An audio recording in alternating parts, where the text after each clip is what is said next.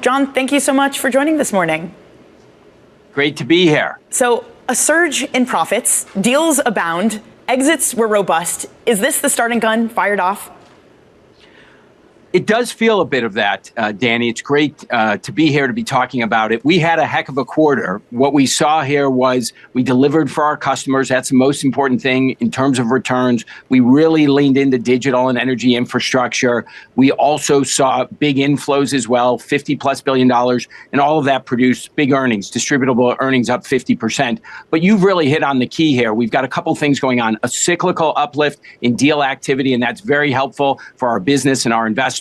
And then we also have some of these big markets that continue to grow in wealth, insurance, very attractive investment areas in places like India and life sciences. So a lot of good things are starting to happen. Across the board, it does look like deal activity is up, not just at Blackstone, but you see it within the investment banks, within some of your peers. John, the way that this is going, could we get back to record levels of deal activity? Well, if you look over time, you always see new highs, but it takes time after the downturn. Certainly happened after the financial crisis. I think it'll happen after this inflation and rate rise period. It will not happen overnight. We're still at low absolute levels of M&A and IPO activity relative to historic levels as a percentage of market cap. But there were very encouraging signs in the third quarter. IPOs were up 100%. M&A activity was up 64% in the U.S. We did 3 IPOs globally in the quarter, which is the first time in 4 years that that's occurred. We announced an $18 billion deal this week with Hologic. It does feel like things are coming together. And what's helping is the cost of capital is coming down. The Fed's lowering rates. The long end has come down. Spreads have tightened. High yield spreads are down almost in half from their highs a couple of years ago. And we've got record highs in the stock market. That is a very good combination for more deal activity. And so if we get a little bit of calm here in the overall environment with this kind of backdrop, I would expect next year will be an even better year for M&A and IPOs. Even so, there are still concerns. There's uncertainty around trade policy. Tariffs, to be honest, are really just starting to bite. You see that in some of the public company earnings. And sticky inflation is still with us. John, are those not still concerns? Well, I would tick through some of these. Certainly on the tariffs, we've been an advocate of letting this tariff diplomacy play out. Obviously, around Liberation Day, there was a lot of concern, but ultimately we saw progress and deals being made by the administration. I would expect that will continue to happen. There will be noise as the negotiations go back and forth, but I do believe this will settle. And I don't think 6-12 months from now, this will be on the front page. The other thing I'd say around inflation is that our data is pretty encouraging in certain areas. Rental housing, the biggest component in CPI, our data says it's running about half of the 3.6% what the Bureau of Labor Statistics produces, and that should be helpful for the Fed. Also, we've seen a cooling in the labor market. If you look at hourly wages at our portfolio companies, they're down around 3% from north of 4% a year ago. So I think that should allow the Fed to continue to lower rates. That's a positive. So I think some settlement of the tariffs, continued good data on CPI and rates coming down should be helpful. And overall, that environment does feel pretty good. Obviously, there can be risks along the way. We're in the midst of a government shutdown. That can slow things like IPOs in the short term. But when we look out over the horizon, it feels pretty good for deals. So you're an optimist, and there is clear robustness there, John. But you and your private capital counterparts, the shares of your companies have really been punished this year. Virtually all have underperformed the wider market. What do you think is behind those fears, and is any of it warranted? Well, it's hard to look at stocks day to day. We focus on the long term for our shareholders. I think our total return is something like 3.5 times over the last 5 years, double the stock market. So shareholders have been rewarded for investing with Blackstone. We, of course, are very aligned with them as the largest shareholders of the company. I think in markets, when people are nervous about what's happening, there have been a lot of these stories around private credit, which I'm happy to talk about. That may have created concern. Maybe people have been focused on the government shutdown and the IPO market slowing or the tariffs causing that. We tend to take this longer term approach.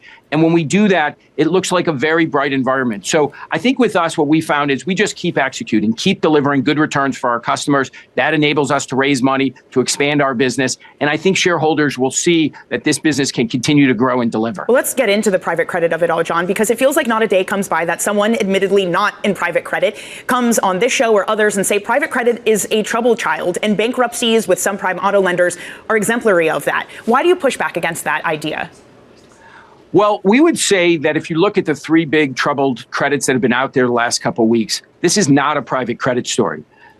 These credits were bank-led, they were bank-originated, they were bank-syndicated.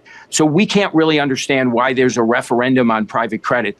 I would also point out that these were non-institutional borrowers. If you look at what we do in our $150 billion direct lending business, we lend 98% to private equity sponsors, to public companies. These were individuals. And also, it appears, based on the reporting, that there was fraud involved in these three situations. That's something that's not so common. So I don't think it says really anything about private credit. And I also, because of the idiosyncratic nature of the facts here, I don't think it says a lot about the overall health of credit in the system. But John, couldn't you make the argument that these were firms that were tapping the credit markets over a span of years, and you had very reputable people coming in and lending to them? Does it not say something, that very fact, that despite this continued concern of financial impropriety, that people continued to lend to them and didn't spot some of the warning signs? Well, clearly in these situations, there should have been more concern registered.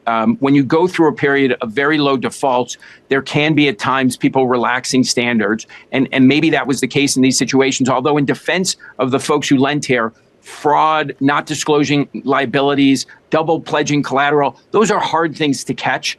And so that, to me, is a little more understandable. And I do think you have to look at this in the scheme of overall credit. Look at what's happening in the banking system. Their defaults continue to be very low. The realized loss is very low. It's a similar story in private credit. So in aggregate, the system to us feels very healthy. There will be these one-off situations. And certainly as you get deeper into a cycle, could you see defaults go up or losses go up off of these very low base today? Yes. But overall, again, I think the system feels pretty good to us. What about returns? It had been lauded as the golden age of private credit, but John, as rates start to come in, just performance-wise, is it still the golden era?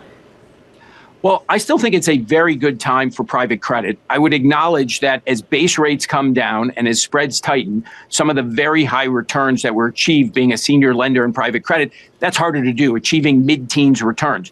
But the premium relative to liquid credit, what you get in leveraged loans and high yield, that's enduring because you have this farm-to-table model. You're bringing investors right up to borrowers and knocking out a bunch of origination and securitization costs. And so I think the key thing is not necessarily the absolute return, but can you deliver a premium return over liquid markets? And that I continue to have very high confidence in. And that's why I think we'll continue to see flows into private credit, not just non-investment grade, but investment grade. What we're seeing with insurance clients, the momentum in that area is pretty remarkable because insurance clients recognize, particularly as base rates and spreads come down, that getting that extra return from private credit without taking on any additional risk, that makes a ton of sense. There are those that are suffering, be it in credit or private equity. It's a real bifurcation of the industry. KKR somewhat famously told Bloomberg a few weeks ago that there are more McDonald's, or rather there are more private equity funds in the U.S. than McDonald's. It seems like that's slowly changing, John. You hear stories of Brookfield and Oaktree coming together. I was speaking with a manager yesterday who said every day he has a new inbound from a GP looking to sell itself. With that increasing fragmentation, has Blackstone considered acquiring new managers? Not really. We're an organically focused business. We're celebrating our 40th anniversary over that period of time since Pete and Steve founded the firm. There have been a small number of acquisitions, relatively small in the scheme of the firm.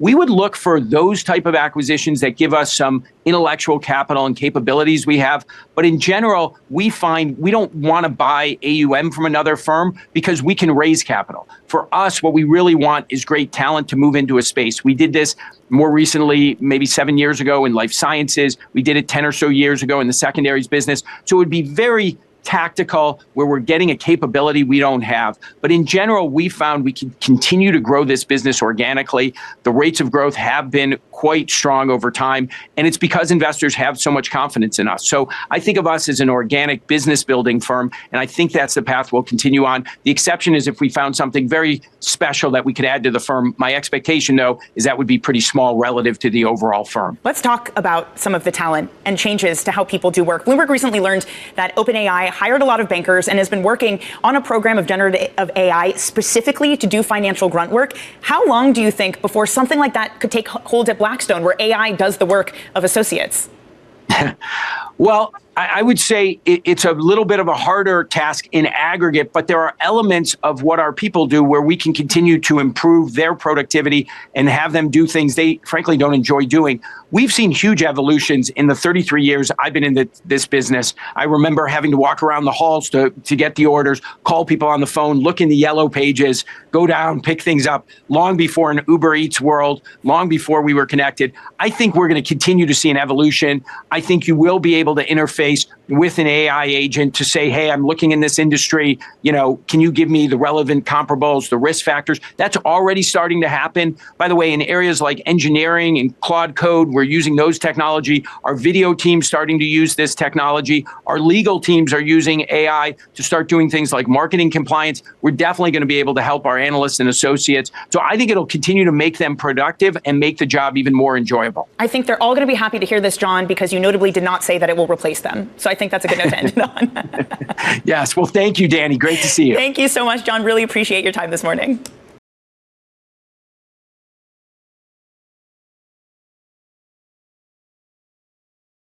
Private equity giant Blackstone out with the third quarter results just a short while ago. I want to tell you about the company's performance and bring in John Gray. He's, of course, the president and chief operating officer of the Blackstone Group.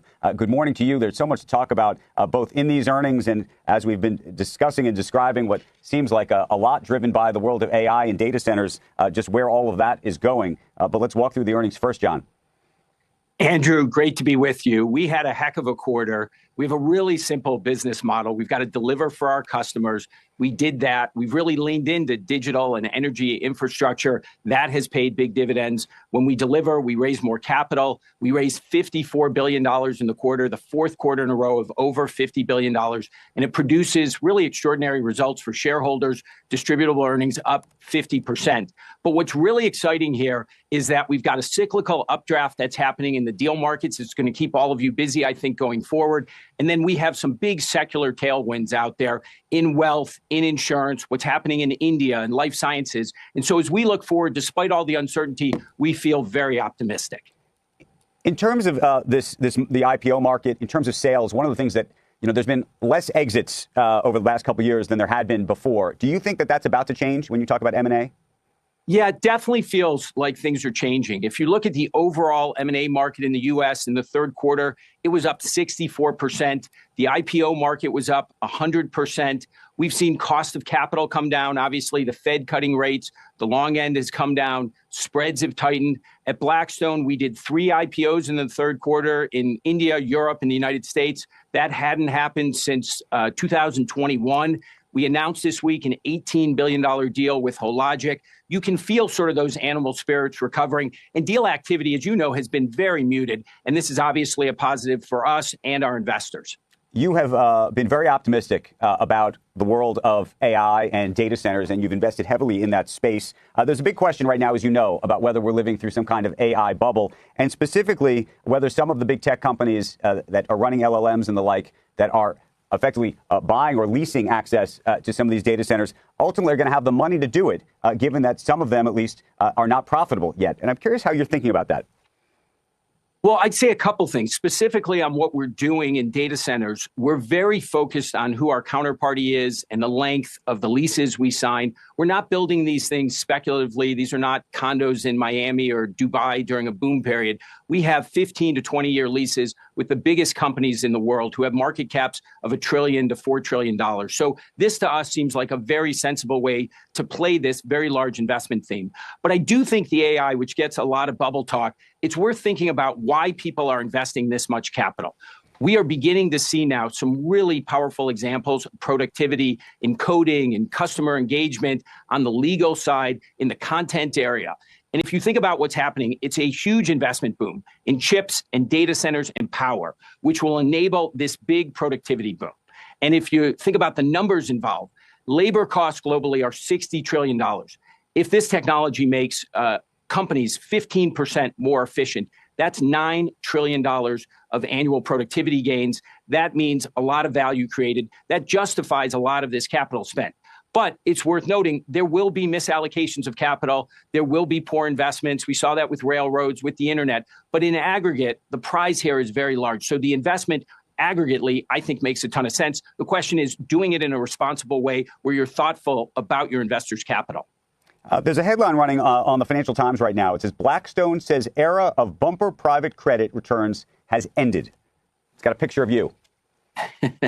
Yes, I think that is a little overstated, I would say, in some respects, because what the conversation was about was what's happening in credit and returns. And what I acknowledge, of course, is that base rates and spreads have come down, and earning mid-teens returns, being a senior lender, that's going to be hard to do in this more normalized environment. But what I was quick to point out is that private credit, with its direct, basically customer model, farm to table model, where you go right up as investors to the borrowers, can continue to produce a premium return by knocking out a lot of origination and securitization costs. And therefore, even though the overall absolute level of returns have come down, the relative returns relative to liquid credit remain really strong. And so that's our view of the world. And that's, I think, part of the reason why you continue to see investors, both investment grade and non-investment grade, allocate to private credit.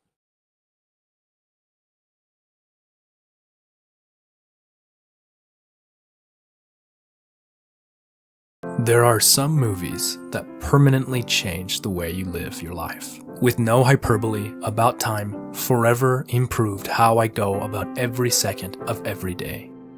Hi, I'm Stuart, and this is the Positive Picture Show, where I gush about movies I love. There are plenty of critics, but in my opinion, not enough film lovers.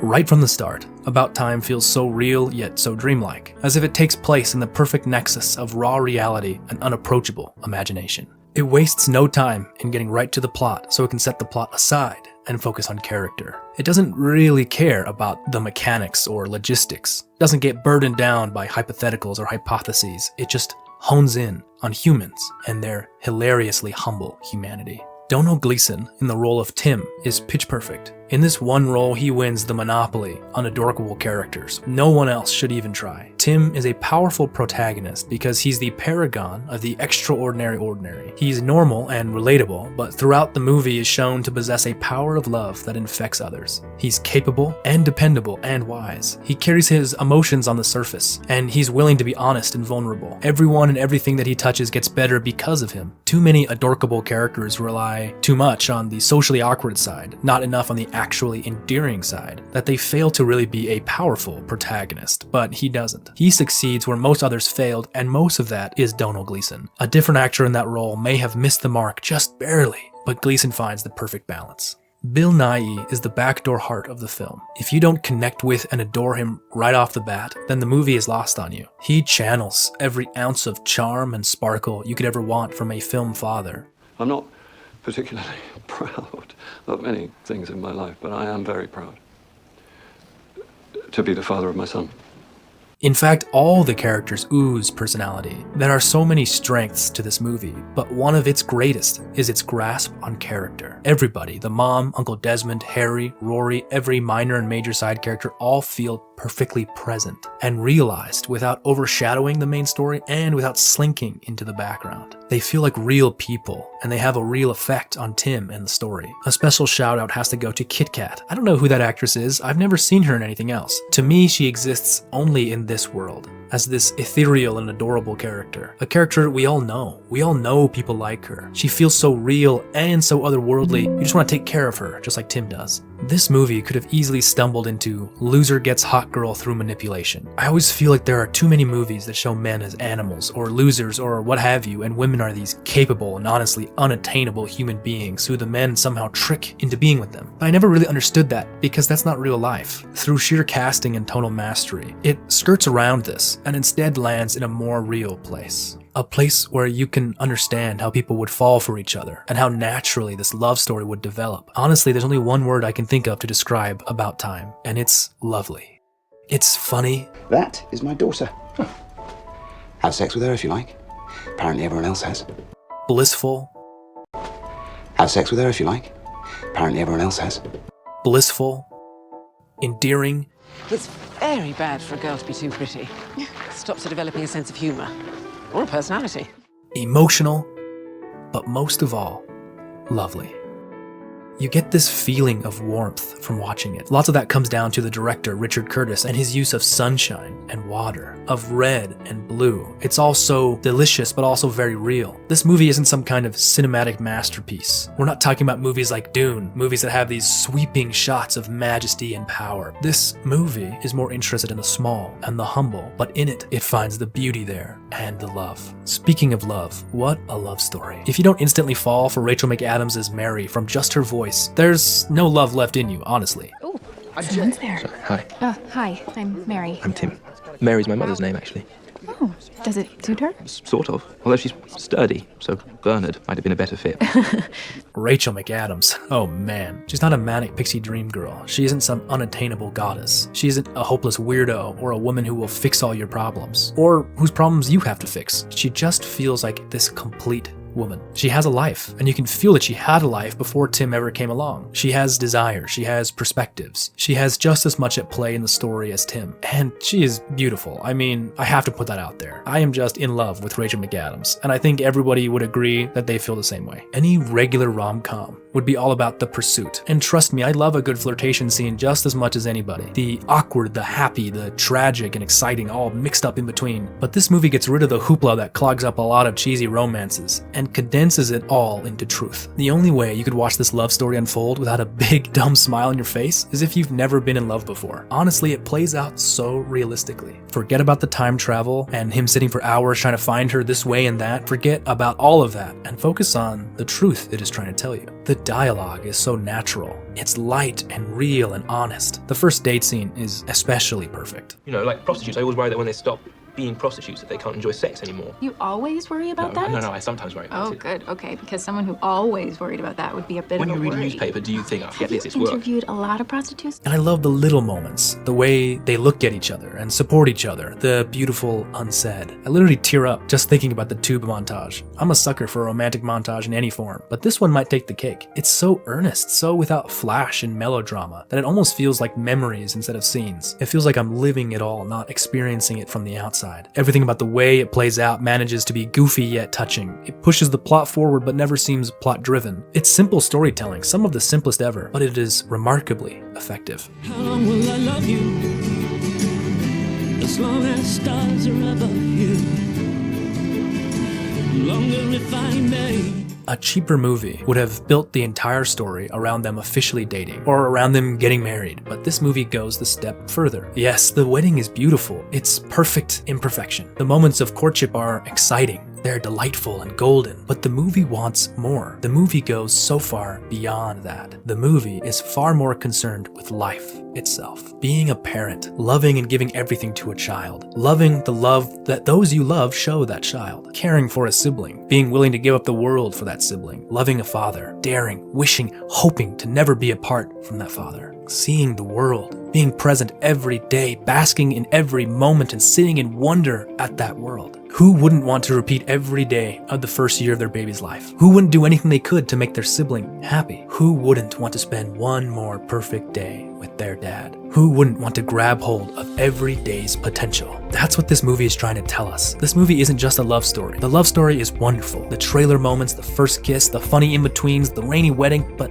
this movie really hits its stride in its second half. It turns out this fun, lighthearted rom-com is actually a sunshine meditation on life. Life isn't money. It isn't success or occupation. It is connection. Life is relationships. We are all a smattering of kaleidoscopic entanglements, connecting and interconnecting us all together in one. The thesis of About Time is that moments are all that matter. So you should live your life wholly and boldly in every moment. What a strange film. What a strangely profound film. What a strangely profound film that ends in a climax not of a sweeping romantic gesture or dramatic speech, but the smallest moment imaginable. A boy playing on the beach with his dad. This scene, this apex moment, is so gorgeously simple. The score is so beautifully humble but emotional. I love the score throughout this whole movie. I love a bombastic score like anybody else. I will be humming Indiana Jones and Star Wars to the end of my life. But there is something about a little score that makes it feel like it could play in your own life. And as the scene plays out and the sweet score rings in the message of this movie, you start to realize that this was never a love story between a man and a woman, but a love story between a boy and his dad. A boy desperately trying to be as good as he can be, as happy and as kind as the world will allow him to be, because of a dad who showed him how to do it. This scene never fails to crush me. I have seen this movie over half a dozen times, and every time I start to tear up by the end, which to me is the mark of a truly good movie. We don't go to movies just to be entertained. Film isn't an amusement park. It isn't just flash and bombast. Film and art in general is all about tapping into a genuine emotion and giving you that genuine emotional response and teaching you empathy. This movie does it almost like none other. I love movies, and for me, honestly, my favorite kinds of movies are usually the heavy ones. I like sad tragedies and dramas where the stakes are high, but there is something just stunning about a little movie that seems like it has nothing to say, but is actually trying to tell you everything you need to hear. In the end, this simple, profound, humbly yet impeccably directed, meekly yet brilliantly written little film about love and life is serenely lovely. If you give yourself over to it, it'll change the way you live every moment of every day of your life. I know it has changed the way that I do it. I think that if this was the second time I lived today, how would I react? What lessons would I learn? Who would I reach out to? And how would I learn to live more mindfully, to care for others, to build those connections that really matter?